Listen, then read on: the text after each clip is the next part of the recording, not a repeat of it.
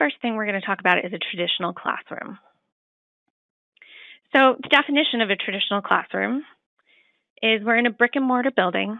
We have face-to-face communication or class time, and then we have in-class lectures and activities. So for us at our school, at Lakes Region Community College, we meet once a week and meet our contact time requirement in that once a week setting. So normally my class meets from, I think it's 9 until noon, one day a week. During that time, we cover the material. So I may not show, well, I might show one of the videos out of Test Out, or I'm going to demonstrate and lecture on my own to give the students the skills that they're going to need for that upcoming week. Then, when the students are at home or once I turn them loose to do their work, we use the videos and the fact sheets for a refresher, or if they need to go back and say, you know what, I didn't quite catch what she was talking about, let me go back and watch a video again. And then we do our skills labs in class. And that way, if they're really coming up against something where they're not understanding, even with that extra hand holding or that extra support, we are there to help them get that skill before they go on and do an applied lab or a challenge lab.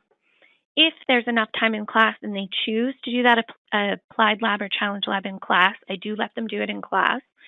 But for the most part, those are done as homework to reinforce the learning.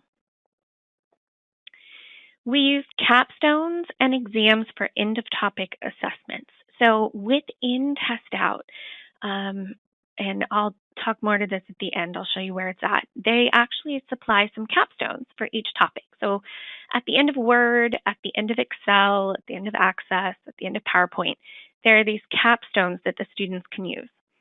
And it's an activity that encompasses all the skills that they've used over the course of that module or that chapter. And then they have to do it on their own in kind of a real-world environment. So we will use those at the end of each chapter to reinforce the learning and to assess their skills. And then we'll also do a topic exam. And then for us, when I'm teaching in a traditional classroom, I teach to that certification exam, and we use that as our final exam in class. So at the very end of the class, the very last day, well, actually for this class, it's the second to last day, we take that certification exam in class. And that way, by the end of the class, they actually walk away with a certification in hand that they know that they've done that.